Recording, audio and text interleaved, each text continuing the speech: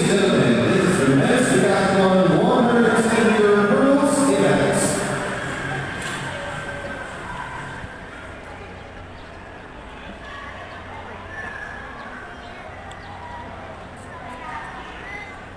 We would like to request our audience to remain silent before the gun start as our athletes will lecture for maximum concentration.